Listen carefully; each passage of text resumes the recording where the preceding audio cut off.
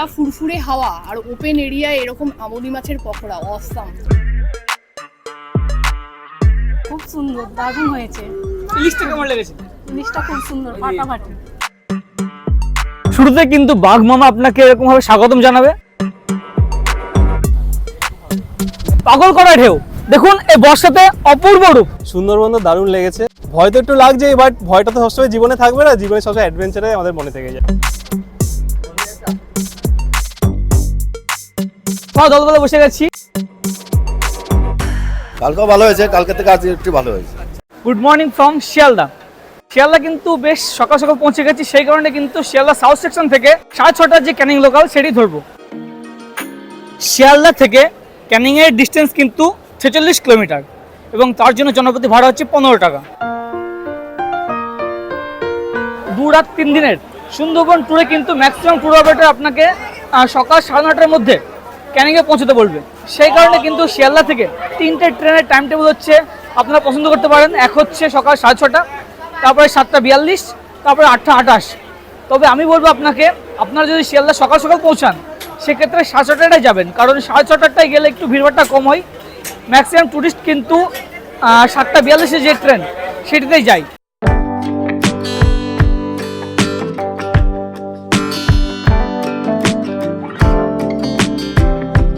সকাল 7:45 শিয়ালদা থেকে ছেড়ে আসা 6:30টার ট্রেন কিন্তু ক্যানিং পৌঁছে গেল 7:45-এ এবং ক্যানিং স্টেশনে নামার পরে কিন্তু আপনাকে চলে আসতে হবে স্টেশনের পিছন দিকটাতে। এই চত্বরে এখানে রয়েছে একটি বনবিবি মন্দির, এখান থেকে কিন্তু আপনাকে অটোতে পিক আপ করা হবে। সুন্দরবনের সমস্ত ট্যুর অপারেটর কিন্তু ক্যানিং স্টেশনের পিছন দিকের এই যে বনবিবি মন্দির এখান থেকে কিন্তু পিক আপ করে। শিয়ালদা থেকে যখন আপনারা ট্রেনে উঠবেন তখন কিন্তু বেশি আগে যাওয়ার দরকার নেই, কাছে পিঠে যে কোচগুলি আছে সেগুলোতে উঠবেন, তাহলে পরে কিন্তু আপনার পিছন দিকে আসতে সুবিধা হবে। স্টেশন থেকে মোটামুটি 19 কিলোমিটার আসার পরে আমরা এসে পৌঁছে গেলাম সোনাখালী। তবে সোনাখালীতে এবারে অটো কিন্তু আমাদের মোটাতে নামিয়ে দিল এবং এরপরে মিনিট 5 আমাদের হেঁটে যেতে হবে সোনাখালী ফেরিঘাটের জন্য এবং অটোতে আসতে সময় লাগলো 40 মিনিট মতো। আপনারা যদি 6:30টার ট্রেনে আসেন সেক্ষেত্রে কিন্তু আপনারা একটু জ্যাম কম পাবেন, তাড়াতাড়ি পৌঁছে যাবেন এবং 7:42-এর ট্রেনে আসলে একটু জ্যাম পাবেন, আসতে একটু লেট হবে।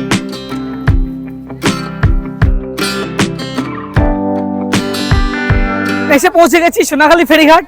তবে এবারে কিন্তু সুন্দরবন ভ্রমণের সোনাখালী ফেরিঘাটের দৃশ্যটা একটু অন্যরকম। যারা আসছে ট্যুরিস্ট সবার মাথায় ছাতা এবং যেহেতু মেঘাচ্ছন্ন ওয়েদার, আকাশের মুখ ভার, রীতিমতো বৃষ্টি হচ্ছে, সেই কারণে কিন্তু অন্যরকম একটা সৌন্দর্য চোখে ধরা পড়ছে। এই দেখুন সোনাখালী ঘাটে টুরিস্টের ঢল নেমেছে এই বর্ষাতেও। ধাক্কাধাক্কি করে সবাই বোট ওঠার জন্য প্রস্তুতি নিচ্ছে। অধীর অপেক্ষার পরে কিন্তু আমাদের বোট এসে হাজির এমভি পরশমণি। দেখুন এই বর্ষাতেও সুন্দরবনে ইলিশ উৎসবের কতটা ক্রেজ দেখুন, প্রচুর ভিড়ভাট্টা, প্রচুর চেঁচামেচি, প্রচুর হট্টগোল। এই হচ্ছে আমাদের বোটের উপরের ডেকোরেশন, অনেকটা এরকম দুপাশে রাখা রয়েছে এরকম চেয়ারের বন্দোবস্ত। চলুন শুরুতেই বোটের ভিতরে কেমন পরিকাঠামো একটু দেখিয়ে নিই। সিঁড়িপথে নেমে যাওয়ার পরে আর 5টা বোটের মতো একই রকম পরিকাঠামো। বাম দিকে টয়লেট রয়েছে ওয়েস্টার্ন স্টাইল, এপাশেও একটি টয়লেট রয়েছে। বোটে ওঠার পরে কিন্তু শুরুতেই প্রথম কাজ হচ্ছে লাগেজপত্রগুলি রাখা এবং তার জন্য নিচে যে কেবিন সেখানে আসতে হবে। এখানে রয়েছে একাধিক বেডের বন্দোবস্ত। উপরে যারা আপনারা বসে বসে একটু রিল্যাক্স করার জন্য নেমে আসবেন, এই সমস্ত বেডে এখানে বসে বসে রিল্যাক্স করতে পারবেন এবং লাগেজপত্রগুলি এখানে রাখতে হবে এবং তারপরে উপরে উঠে বাইরের সিনারিও দেখার পালা। তো বোটে উঠে সেট আপ হতে হতে মোটামুটি 10:30 বাজবে এবং তারপর শুরুতে আপনাকে দেওয়া হবে ওয়েলকাম ড্রিঙ্কস। আজকে ওয়েলকাম ড্রিঙ্কস হিসেবে দেওয়া রয়েছে ফ্রুটি এবং এরপরে কিন্তু জাস্ট পরেই ব্রেকফাস্ট দেওয়া শুরু হয়ে যাবে। ওয়েলকাম ড্রিঙ্কসের পরেই জাস্ট পরেই কিন্তু হাজির ব্রেকফাস্ট। ব্রেকফাস্টে গতানুগতিকভাবে প্রতিটা ট্যুর অপারেটর একই রকম পুরি, আলুর দম এবং সাথে একটি মিষ্টি। এ হচ্ছে আজকের ব্রেকফাস্ট।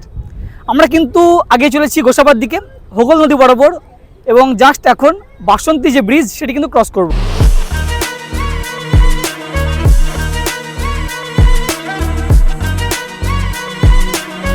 ঘড়িতে সকাল 11টা, আমাদের ব্রেকফাস্ট কমপ্লিট এবং আমরা কিন্তু আগে চলেছি গোসাবার দিকে। একেবারে মনোরম পরিবেশ, বর্ষায় আসা কিন্তু এই মাধুর্য, দারুণ সুন্দর হাওয়া দিচ্ছে এবং জল দেখুন কি সুন্দর স্রোত এবং বোটের সামনে বসে আছি, আলাদাই অনুভূতি।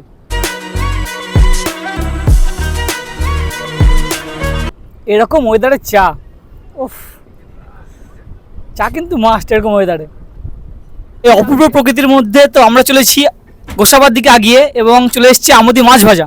কেমন লাগছে দিদি? দারুণ লাগছে, অসাম। ঠান্ডা ফুরফুরে হাওয়া আর ওপেন এরিয়ায় এরকম আমোদি মাছের পকোড়া, অসাম।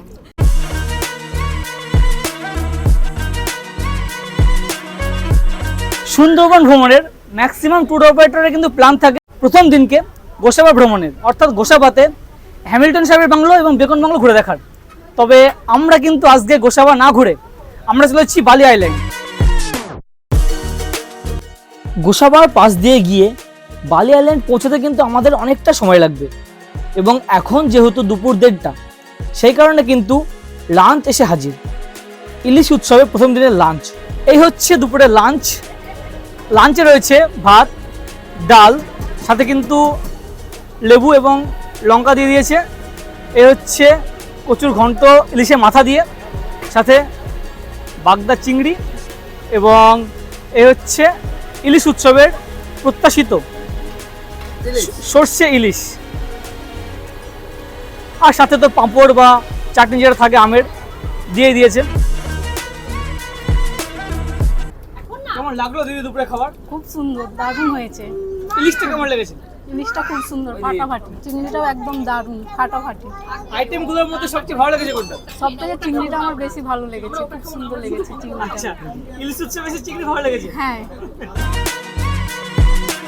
গোসাবা অবধি কিন্তু আমরা আসছিলাম হোগল নদী বরাবর, এবং গোসাবার পরে এই হচ্ছে দুর্গাদোয়ানি নদী। এই দুর্গাদোয়ানি নদী কিন্তু বালি আইল্যান্ডের কাছে গিয়ে গোমতীতে মিশছে। কি নাম তোমার? অনুষ্কা সরকার। কেমন লাগছে সুন্দরবন? ভালো। দুপুরে খাবার খেলে কেমন লাগলো? ভালো লাগে। ইলিশ খেয়েছো? ইলিশ, হ্যাঁ, ভালো লেগেছে। আর চিংড়িটা খেয়েছি। ভালো না খারাপ? ভালোই। তাহলে খারাপ কি লাগছে? সবই ভালো লেগেছে। সবই ভালো। দুপুরের খাবার কমপ্লিট হওয়ার পরেই দেখতে দেখতে আমরা সে পৌঁছে গেলাম বালি আইল্যান্ড। বোটের বাকি সবাই নামলেও কিন্তু শরীর সাথ না দেওয়ায় আমার এবার নামা হলো না। বালি আইল্যান্ডে কিন্তু রয়েছে একটি সুন্দর প্রকৃতির বুকে লোকনাথ মন্দির এবং বনবিবি মন্দির, এবং আপনারা চাইলে সুন্দরবনের গ্রাম্য প্রকৃতি অবশ্যই নেমে দেখে নিতে পারেন।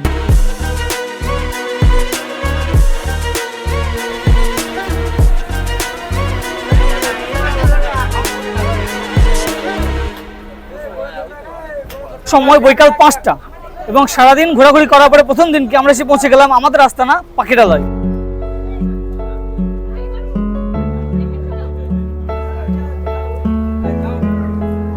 ফেরিঘাট থেকে নামার পরে কিন্তু ফার্স্ট কাজ হচ্ছে আপনাকে ট্যুর অপারেটর একটা ভালো হোটেল দেবে। তো আমাদেরও কিন্তু দিয়ে দিল হোটেল শ্রেয়া। আপনজন হোটেলের নাম শুনেছেন, তারই পাশে হচ্ছে হোটেল শ্রেয়া, এবং যাওয়ার রাস্তা অনেকটা এরকম। এবং ফেরিঘাট থেকে মানে যে ঘাটে আমাদের নামিয়ে দিল সেখান থেকে 1 মিনিটও না। এই হচ্ছে পৌঁছে গেছি হোটেল শ্রেয়া।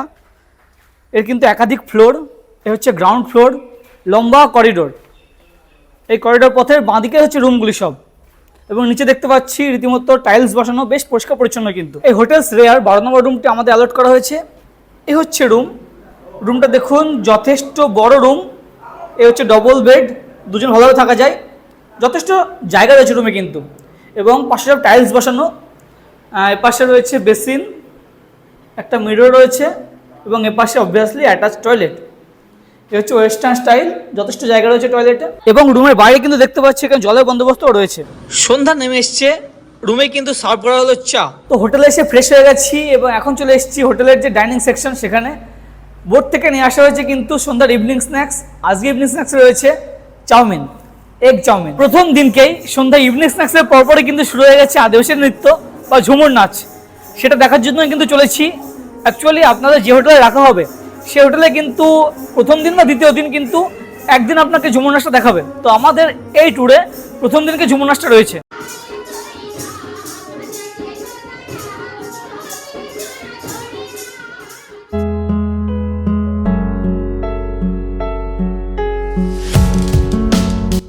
সন্ধ্যায় ঝুমুর নাচের পরে একটু পাখিরালয় চত্বর ঘোরাঘুরি, এবং তারপরে কিন্তু এখন বসে গেছি রাত্রের ডিনার টেবিলে। রাত্রে আজকে ডিনারে রয়েছে ভাত, ডাল, আলু ভাজা, সঙ্গে স্যালাড এবং মাটন। রাত্রে খাবারটা কিন্তু জমিয়ে করলাম, তবে তাড়াতাড়ি শুয়ে পড়তে হবে, কারণ কালকে কিন্তু আমাদের একটু তাড়াতাড়ি উঠতে হবে, জঙ্গল সাফারি ব্যাপারটা রয়েছে। তাই শুভরাত্রি, আবার কাল সকালে দেখা হচ্ছে। গুড মর্নিং ফ্রম পাখিরালয়। এখন সকাল 6:30। দ্বিতীয় দিন সকালে হোটেল থেকে বার হওয়ার পরে আশেপাশ যত সাইট সিন অর্থাৎ জঙ্গল সাফারি করার পরে কিন্তু বৈকাল নাগাদ আপনাকে সেম হোটেলে রাখা হবে। সেই কারণে লাগেজপত্র বেশি নেওয়ার প্রয়োজন নেই। আপনাদের প্রয়োজনীয় কিছু জিনিসপত্র নিয়ে ছোট ব্যাগে আপনারা নিয়ে নেবেন এবং তারপরে বোটে উঠবেন।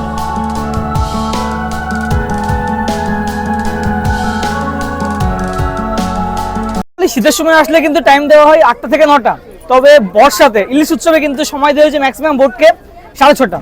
তো এখন প্রায় 7টা এবং মোটামুটি আমাদের বোট এসে হাজির, বোটে বসে গেছে রীতিমতো। এবার কিন্তু আমরা এখান থেকে চলবো সজনেখালি।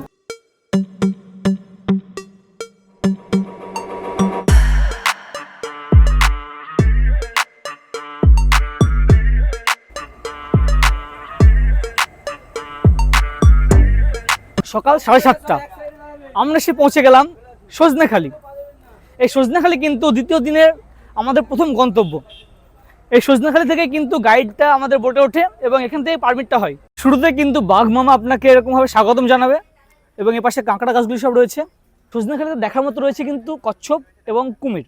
তো এখানে কচ্ছপ কুমিরের জন্য আলাদা পুকুরও করা রয়েছে, যদি ভাগ্য সুপ্রসন্ন হয় আপনারা নিশ্চয়ই দেখতে পাবেন। এখন দেখছি সজনেখালিতে কিন্তু এরকম করে কচ্ছপের বিভিন্ন করা রয়েছে, মূর্তি করা রয়েছে। আগে এটা ছিল না, নতুন করে সাজিয়েছে, গুছিয়েছে।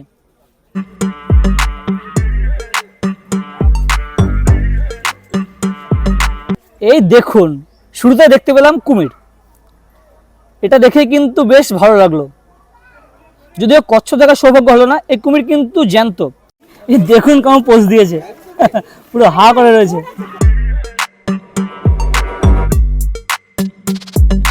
এই সজনেখালি ওয়াচ টাওয়ারের উপরে উঠছি আমরা এখন। সজনেখালি ওয়াচ টাওয়ার থেকে কিন্তু আশেপাশে ম্যানগ্রোভের অনেকটা এরকম ভিউ এবং এখানে কিন্তু রয়েছে বিভিন্ন মিষ্টি জলের পুকুর। সেখান থেকে আশেপাশে বন্যপ্রাণীরা জল খেতে আসলে আপনারা দেখতে পাবেন, কিন্তু সকালে এসে দেখার সৌভাগ্য নেই আমাদের। এই যে আমরা ফেন্সিং পথে, এই পথে আগে এলাম এবং এই যে গোলপাতা গাছ যে পুকুর, এই পুকুরে কিন্তু আপনারা প্রতিবার এসেই কম বেশি কুমির দেখবেন। আমি যতবার এসেছি সুন্দরবন ততবার কিন্তু এখানে কুমির দেখেছি। এবার সুন্দরবন ভ্রমণে আমাদের বাঘ দেখার সৌভাগ্য হবে কি জানি না, তবে সজনেখালিতে কিন্তু এই যে ম্যানগ্রোভ অরণ্যে যে সমস্ত বন্যপ্রাণী দেখা যায় তার নমুনা এখানে করা রয়েছে। এখান থেকে দেখে নিন একটু এক ঝলক বাঘ। এই যে ম্যানগ্রোভ অরণ্যের শ্বাসমূল, ঠেসমূল, অধিমূল, তার যে নমুনা সজনেখালি এই যে গাছগুলি রয়েছে সেখানে দেখতে পাবেন। এই দেখুন, এগুলো হচ্ছে সব শ্বাসমূল এবং গাছের পাশ থেকে এ পাশে যে বার হয়ে আছে এটা হচ্ছে অধিমূল। এই সজনেখালিতে কিন্তু ইলিশ উৎসবেও একই রকম পরিকাঠামো। এক ঘাটে আপনাকে নামানো হবে বোটে করে এবং অন্য ঘাটে এসে কিন্তু আপনাকে বোটে তোলা হবে। বর্ষা, তার উপরে এখন ভাটার সময়, সেই কারণে কিন্তু প্রচুর স্লিপ এবং শ্যাওলা হয়ে রয়েছে। তো নামার সময় কিন্তু অবশ্যই সাবধানতা অবলম্বন করে নামতে হবে, নাহলে কিন্তু পড়লেই স্বর্গদ্বার। চলে এসেছে আমাদের বোট এমভি পরশমণি।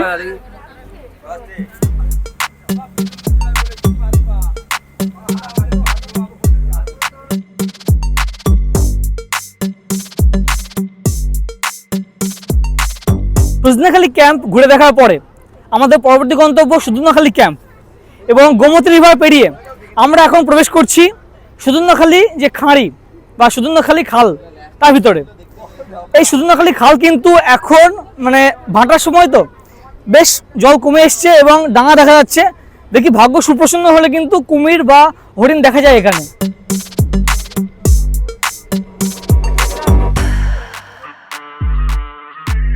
8:45 আমরা এসে পৌঁছে গেলাম আমাদের দ্বিতীয় গন্তব্য সুদর্ণখালি ক্যাম্প। ক্যাম্পের কিন্তু সেই আইকনিক পরিত্যক্ত জাহাজ, এটি কিন্তু বহুত বছর থেকে সুদর্ণখালিতে রয়ে গেছে এবং ট্যুরিস্টদের ক্ষেত্রে একটি ফটো তোলার জায়গাও বটে।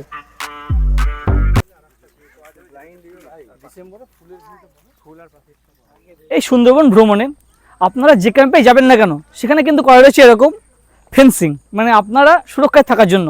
তবে সুদর্ণখালি ক্যাম্প কিন্তু বর্ষাতে আরো সুন্দর লাগছে। দেখুন এই সমস্ত চত্বর পুরো ঘাস হয়ে রয়েছে, বেশ ভালো লাগছে। সুদর্ণখালি ক্যাম্পের কিন্তু মূল আকর্ষণ হচ্ছে এই ওয়াচ টাওয়ার। তো আমরা এখন সেই ওয়াচ টাওয়ারের উপরে উঠছি, দুতলা ওয়াচ টাওয়ার। ওয়াচ টাওয়ারে উঠে আসার পরে কিন্তু ভিউ অনেকটা এখন এরকম।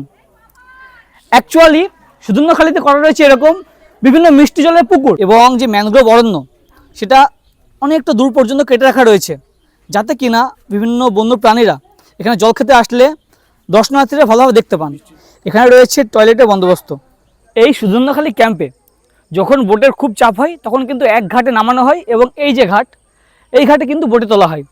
তবে এখন আমরা যখন এসেছি তখন কিন্তু বোট কম, সেই কারণে কিন্তু আমরা যে ঘাটে নেমেছি সেই ঘাটে বোটে উঠবো। এই সুজন্যখালী ক্যাম্পের কিন্তু একটা জিনিস আমার খুব ভালো লাগে, সেটা হচ্ছে এই যে ফেন্সিং পথে হেঁটে যাওয়ার সময় রাস্তার ডান দিকে কিন্তু করা রয়েছে এখানে যে সমস্ত ম্যানগ্রোভ রয়েছে তার নামকরণ করে সায়েন্টিফিক নেম দিয়ে, এই দেখুন এটা হচ্ছে পাসুর, এরকম বিভিন্ন যে ম্যানগ্রোভগুলি রয়েছে তার সায়েন্টিফিক নেম দিয়ে শনাক্তকরণ করা রয়েছে টুরিস্টদের সুবিধার্থে।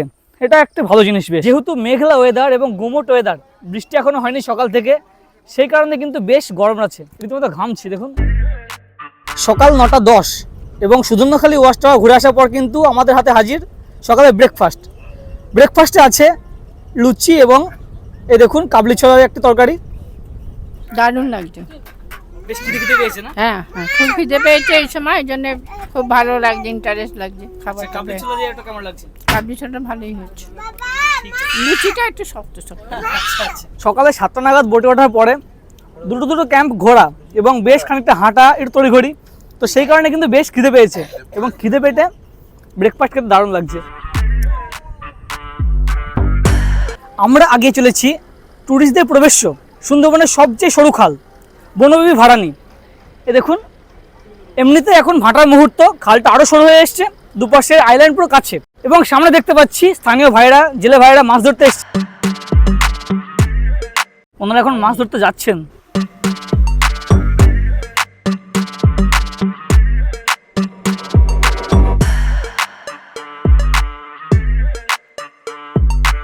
এখানে রয়েছে একটি হরিণ এবং তার দেখার জন্য কিন্তু এই দেখুন বোট পুরো লাইন করে দাঁড়িয়ে রয়েছে। অ্যাকচুয়ালি এটি ছিল একটি স্পটেড ডিয়ার, ছোট্ট স্পটেড ডিয়ার, মানে বেশি বড় না কিন্তু।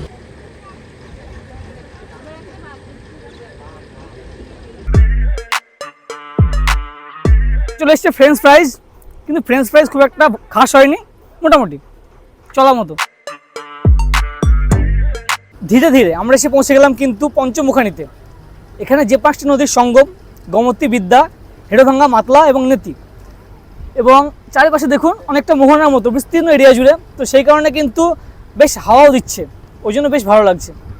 এরপরে কিন্তু আমরা আগে চলবো এখান থেকে দোবাকিতে। পঞ্চমুখী এটি খুব সুন্দর লাগছে কারণ 5টা নদী একসাথে এসে মিলছে, প্লাস এখানে সামনেই সাগর রয়েছে আমাদের বঙ্গোপসাগর, প্লাস এখানে ওয়েদারটা খুবই সুন্দর, খুবই ভালো লাগছে আমাদের। এই বর্ষাতে এসে কেমন লাগছে? বর্ষাতে এসে বেসিক্যালি তোমার জলটা বাড়ছে কমছে, এই জোয়ার ভাটার জল আর এত হাওয়া, এত সুন্দর জঙ্গল, এত ন্যাচারাল জঙ্গল, আমরা দারুণ লাগছে দেখে আমাদের, প্লাস জলটা বাড়ছে কমছে সব কিছু।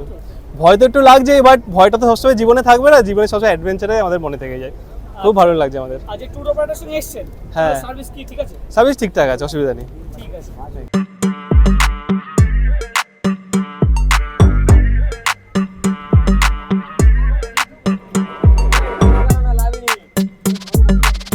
আমরা এসে পৌঁছে গেছি দোবাকি।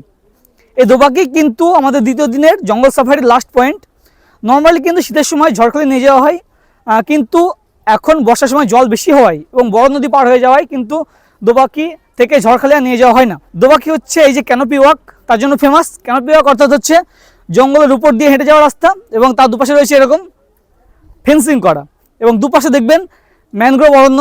এখানে যদি আপনার ভাগ্য ভালো থাকে তখন কিন্তু আপনারা নিচে অনেক হরিণ দেখবেন। মানে এর আগে আমি সুন্দরবন যতবার এসেছি ততবার কিন্তু এখানে একাধিক হরিণ দেখেছি। ক্যানোপি ওয়াকে কিন্তু মাঝে মাঝে রয়েছে এরকম বসার বন্দোবস্ত, তো আপনারা হাঁটতে হাঁটতে যদি একটু বিশ্রাম নিতে চান বসতেই পারেন। এই দেখুন ক্যানোপির শেষ প্রান্তে রয়েছে এরকম একটি ওয়াচ টাওয়ার। চলুন এবার ওয়াচ টাওয়ারের উপরেই যাব। এই হচ্ছে দোবাকির যে ওয়াচ টাওয়ার, তার উপর থেকে ভিউ অনেকটা এরকম। আশেপাশে ম্যানগ্রোভ অরণ্য দারুণভাবে দেখা যায় এবং এখানেও কিন্তু রয়েছে একটি মিঠা জলের পুকুর, এটি কিন্তু বর্ষা জলে পুষ্ট। এই দেখুন একটি হরিণ জল খেতে চলে এসছে রীতিমতো। এই দেখুন মিঠা জলের যে পুকুর সেখানে জল খাচ্ছে। যে সমস্ত ক্যাম্পে আপনাকে নিয়ে যাওয়া হবে সেখানে রয়েছে এরকম ওয়াচ টাওয়ার এবং ওয়াচ টাওয়ারের পাশে রয়েছে মিষ্টি জলের পুকুর। সেখানে যদি আপনি একটু ওয়েট করেন কিন্তু বন্য প্রাণী দেখার সম্ভাবনা রয়েছে। তবে একটা অনুরোধ, ওই বাবু হরিণ বাবু বাঘ চেঁচাবেন না প্লিজ।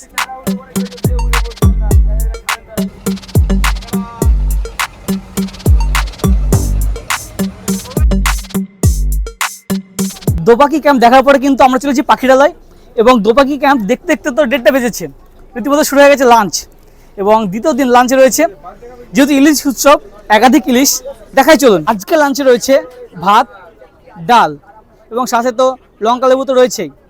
এই হচ্ছে আলু ভাজা, সাথে কিন্তু ইলিশ ভাজা, দই ইলিশ এবং কুমড়ো পুঁয়ের একটি তরকারি, সাথে পাঁপড় এবং চাটনি, আমের চাটনি। এই হচ্ছে দ্বিতীয় দিনকে ইলিশ উৎসবে দুপুরে খাবার। কেমন লাগছে দাদা দুপুরে খাবার? দই ইলিশটা পুরো অপূর্ব, যা টেস্ট হয়েছে। ইলিশের মাথা দিয়ে পুই ভাপা, সত্যি অসাধারণ। ভালো লেগেছে। তবে সার্ভিস ঠিক আছে? সার্ভিস এক নম্বর সার্ভিস, প্রত্যেকটা ছেলে পেলে যত কাজের আছে সবাই এক নম্বর সার্ভিস। দুপুরে খাওয়া ভালো, খুব ভালো। দুদিনই ঠিক আছে? হ্যাঁ, কালকে বেটার না আজকে বেটার? কালকেও ভালো হয়েছে, কালকে থেকে আজকে একটু ভালো হয়েছে। 3:45 আমরা কিন্তু সারাদিন ঘোরাঘুরি করে পৌঁছে গেলাম আবার পাখিরালয়। এই ছিল দ্বিতীয় দিনের আমাদের জঙ্গল সাফারি। এবার কিন্তু আবার আমরা হোটেলে যাব। হোটেলে পৌঁছে একটু রেস্ট, তারপর সন্ধ্যা নামতে কিন্তু আমাদের সামনে এসে হাজির ইভিনিং স্ন্যাক্স, চিকেন পকোড়া এবং চা। ইভিনিং স্ন্যাক্স খাওয়ার পরে কিন্তু আমরা চলে গেছিলাম পাখিরালয় বাজার চত্বর, একটু ঘোরাঘুরি পরে। এখন রাত্রি 9টা, এখন চলেছি রাত্রে ডিনার করতে। দ্বিতীয় দিনকে রাত্রিবেলা কিন্তু মেনুতে আছে ফ্রাইড রাইস এবং চিকেন কষা। আপনারা যারা ফ্রাইড রাইস খাবেন না, সেক্ষেত্রে কিন্তু সাদা ভাতের বন্দোবস্ত রয়েছে। দ্বিতীয় দিনকে রাত্রে ডিনারের পরে আমি চলে এসেছিলাম কিন্তু পাখিরালয় ফেরিঘাট চত্বর, একটু বন্ধুদের সঙ্গে আড্ডা দেওয়ার জন্য। যাই হোক বন্ধুরা, দ্বিতীয় দিনকেও good night. Good morning from Pakhiralay. আজকে সুন্দরবন ভ্রমণের আমাদের তৃতীয় দিন এবং আজকে কিন্তু আমরা পুরোপুরি হোটেল থেকে চেক আউট করে লাগেজপত্র নিয়ে বোটে উঠে পড়বো। বার হয়ে পড়েছি সকালবেলা, এখন সকাল 8:30। কালকের তুলনায় একটু লেটে বার হওয়া, আমরা আস্তে আস্তে আগে চলেছি ফেরিঘাটের দিকে। এই তৃতীয় দিনকে কিন্তু ঘরে ফেরার পালা। আর সুন্দরবন এসে মধু নেবেন না, সেটা একটু হয় না, তাই না? সুন্দরবনের মধু তো বিখ্যাত, আপনারা জানেন। সেই কারণে তৃতীয় দিন ঘরে ফেরার আগে একটু মধু সংগ্রহ করে নেই। এখানে কিন্তু পাখিরালয় বাজার চত্বরে প্রচুর লোকাল মধু পাবেন। তবে আমি কোন জায়গা থেকে মধু নিচ্ছি সেটা দেখাবো, চলুন। এই দেখুন, পাখিরালয় বাজার চত্বরে রয়েছে পাসোড়া। এই যে মধু, এই মধুতে কিন্তু 1 কেজির দাম হচ্ছে 440, 500 গ্রামের হচ্ছে 250 এবং 250 গ্রামের 140। এটা ক্রুড হানি, জাস্ট ফিল্টার করা হয়। আচ্ছা, মানে এটার সঙ্গে বাইরে মার্কেটে যে মধুটা আছে পার্থক্যটা কি? না, আমার কাছে সব মধুই সমান, কিন্তু এটা ফরেস্ট ডিপার্টমেন্ট ডাইরেক্ট কোঅপারেটিভকে দেয়, কোঅপারেটিভ ফিল্টার করে বিক্রি করে। আচ্ছা, আপনাদের এটা তো সজনেখালিতেও একটা কাউন্টার আছে? সজনেখালিতেও একটা কাউন্টার আছে। ঠিক আছে, থ্যাংক ইউ। ওকে। সুন্দরবন এমন একটা জায়গা, আপনি কিন্তু একা আসলে একটু বোরিং ফিল করবেন। সেই কারণে কিন্তু বন্ধুবান্ধব মিলে বা ফ্যামিলি নিয়ে চলে আসুন। এবার আমার ভ্রমণ সঙ্গী রাইজিং জার্নি, এর কিন্তু এবার প্রথম আসছে সুন্দরবন। কেমন এক্সপিরিয়েন্স বলো? ওভারঅল ভালো। আমি শুনেছিলাম সুন্দরবনটা একটু বোরিং, তবে আমি দেখলাম অ্যাডভেঞ্চার রয়েছে। আর বর্ষাকালে যেহেতু এসছি, শীতকালে যারা এসছো, যারা একটু বোরিং ফিল করেছো, তাদের জন্য বলবো বর্ষাকালে একবার আসো। একদম। বাট আমার এটা প্রথম অভিজ্ঞতা, খুবই ভালো লেগেছে। এই মুহূর্তটা কিন্তু এনজয় করার মতো। মানে আপনারা হোটেল থেকে আসার পরে এই জেটি ঘাটে ওয়েট করবেন, আপনাদের যে বোট সেটি এসে যখন ভিড়বে তখন কিন্তু চেঁচাবে। যেমন আমাদের পরশমণি করে ডাক দিলে তারপরে হচ্ছে আমাদের বোটে ওঠার পালা।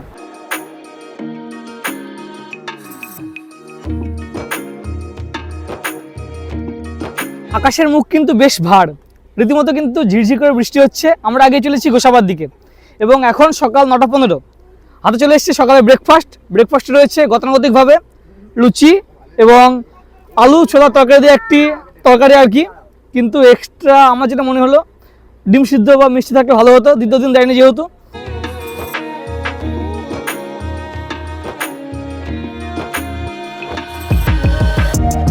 সকাল 11:15 এবং তৃতীয় দিন কিন্তু খাস করে দেখার কিছু নেই। এই গোসাবার দুটি জায়গা, সেই কারণে কিন্তু বোট একটু ধীরে সুস্থে চলছে এবং মস্তি করতে হতে বাড়ি ফেরার পালা। গোসাবা এক ঘাটে নামিয়ে দেওয়ার পরে আমরা চলছি এখন হ্যামিল্টন সাহেবের বাংলো। হ্যামিল্টন সাহেবের বাংলো দেখার পরে আমরা চলবো বেকন সাহেবের বাংলো। এসে পৌঁছে গেছি গোসাবার আমাদের প্রথম গন্তব্য হ্যামিল্টন সাহেবের বাংলো। তবে কি জানেন তো, আমরা যেদিনকে ট্যুর করছি, মানে ওই দিনকে পারমিট কিন্তু প্রায় 100টা বোটের ছিল। আমি বারবার যে কথাটা বলি, 100টা বোটে টুরিস্ট মোটামুটি এখানে আসছে, তো এই জায়গাটা কেন মেনটেন্স কেন করে না বুঝতে পারি না। বেকন সাহেবের বাংলো যেমন টিকিট প্রেস করেছে, এখন পার্ক রাউন্ড করেছে, মেনটেন্স করছে, আমার মনে হয় যে এই জায়গাটাও মেনটেন্স করা উচিত। হ্যামিল্টন সাহেবের বাংলো দেখে আসার পরে কিন্তু এই বেকন বাংলো আসতে মোটামুটি হেঁটে মিনিট 5 সময় লাগবে। তবে আজকে কিন্তু শুরুতে যেমন মেঘলা ওয়েদার ছিল, এখন কিন্তু রীতিমতো গরম, মানে রোদ শুরু হয়ে গেছে, রীতিমতো গরম। যাই হোক, এখন প্রবেশ করছি বেকন বাংলোতে। বেকন বাংলোতে কিন্তু এখনও সে টিকিট প্রাইস লাগে, ঢোকার মুহূর্তে 5 টাকা করে টিকিট দিয়ে আপনাকে ঢোকার মুহূর্তে 5 টাকা করে টিকিট নিয়ে আপনাকে কিন্তু ভেতরে প্রবেশ করতে হবে। এই হচ্ছে প্রবেশ করছি ভিতরে। আপনাকে তো আমি এর আগে ভিডিওগুলোতে একাধিকবার বলেছি, স্কটল্যান্ডের বিখ্যাত ব্যবসায়ী ছিলেন স্যার ড্যানিয়েল হ্যামিল্টন। তিনি কিন্তু সুন্দরবন এলাকায় প্রায় 9000 একর জমি কিন্তু কিনেছিলেন সুন্দরবন এলাকার লোকজনের উন্নয়নের জন্য, এবং বিভিন্ন কোঅপারেটিভ সোসাইটি তৈরি করেছিলেন এই এলাকা উন্নয়নের জন্য। এবং তেনার উন্নয়ন দেখার জন্য তিনি কিন্তু রবীন্দ্রনাথ এবং মহাত্মা গান্ধীকে নিমন্ত্রণ করেন। তবে গান্ধীজি কোনো কারণে হয়তো আসতে পারেননি, রবীন্দ্রনাথ ঠাকুর এসেছিলেন। সেই কারণে কিন্তু বেকন সাহেবের সঙ্গে রবীন্দ্রনাথ ঠাকুরের গোল টেবিল বৈঠকের মতো করা রয়েছে। এবং পিছনে যে বাংলো, বেকন বাংলো, এখানে কিন্তু রবীন্দ্রনাথ ঠাকুর এসেছিলেন। পার্সোনালি আমার কিন্তু বেকন বাংলো ভালো লাগছে না, এই কারণে যে জায়গাগুলি ইটের রাস্তা রয়েছে সেগুলি শুকনো রয়েছে, আশেপাশে ঘাস চত্বর, পুরোপুরি কাদা, আপনারা নামতে পারবেন না। এবং শীতের সময় যেমন গোছানো থাকে, প্রচুর ফুল গাছ লাগানো থাকে, সূর্যমুখী ফুল নিয়ে অনেক সুন্দর লাগে শীতের সময়। বর্ষার সময় অতটা ভালো নেই। তবে যদি ট্যুর অপারেটর নিয়ে আসা, কী করবেন বলুন? ওসাবাতে কিন্তু সে একই সিস্টেম, আপনাকে এক ঘাটে নামানো হবে এবং অন্য ঘাটে এসে আপনাকে বোটে ওঠানো হবে। যেহেতু তৃতীয় দিন, এরপরে কিন্তু বোটে উঠে আমাদের লাঞ্চ পর্ব শুরু হয়ে যাবে এবং লাঞ্চ করতে করতে আমরা কিন্তু পৌঁছে যাব সোনাখালী।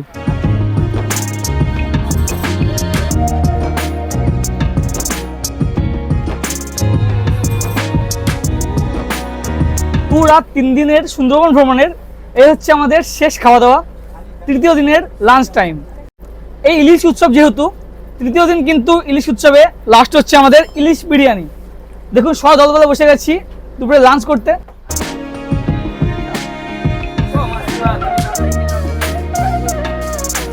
দুপুরে কিন্তু ইলিশ বিরিয়ানির সঙ্গে দেখুন এই হচ্ছে ইলিশ বিরিয়ানির সাথে কিন্তু চিকেন কষাও রয়েছে, এবং সাথে তো শসা বা পেঁয়াজ দিয়ে দিয়েছে। কেমন লাগছে দাদা? দুপুরে লাঞ্চ করতে করতে কিন্তু আমরা এসে পৌঁছে গেলাম আবারও সেই সোনাখালী, যে দেখতে পাচ্ছেন বাসন্তী ব্রিজ, তার নিচে। অর্থাৎ কিন্তু আমাদের কিন্তু বোট থেকে নেমে পড়া পালা। থ্যাংক ইউ দাদা, ভালো থাকবে। হ্যাঁ, দুপুর 1:25 আমরা কিন্তু তৃতীয় দিন এসে পৌঁছে গেলাম সোনাখালী ফেরিঘাট। আমরা সাথে পেয়ে গেছি অঙ্কিতা ট্যুর অ্যান্ড ট্রাভেলসের ওনার অমিত দাকে। নমস্কার দাদা, থ্যাংক ইউ দাদা আমাকে ইনভাইট করার জন্য। আচ্ছা, আমরা যে প্যাকেজটা করলাম 2 নাইট 3 ডেজ, এই প্যাকেজটি কিন্তু 3300 টাকা প্যাকেজ।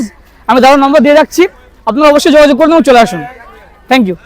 আপনার প্যাকেজ ক্যানিং টু ক্যানিং, সেই কারণে কিন্তু ফেরার দিনকেও সোনাখালী ফেরিঘাটে নামার পরে আপনাকে ট্যুর অপারেটর নিজের অটো করে যেমনভাবে নিয়ে এসেছিল, ঠিক তেমনভাবে নিজের অটো করে আপনাকে ক্যানিং স্টেশনে নিয়ে গিয়ে পৌঁছে দেবে। যাই হোক বন্ধুরা, এই ছিল 2 রাত 3 দিনের সুন্দরবন ট্যুর। আপনার কেমন লাগলো ভিডিওটি অবশ্যই নিচে কমেন্ট করে জানান, এবং আপনারা এসেছেন কিনা তাও জানান, আপনারা কেমন সার্ভিস পাচ্ছেন সেটাও জানান। তো চ্যানেলটা সাবস্ক্রাইব না করে থাকলে অবশ্যই সাবস্ক্রাইব করুন। আজ এ পর্যন্তই, সাথে থাকুন, দেখতে থাকুন। অনেক অনেক ধন্যবাদ।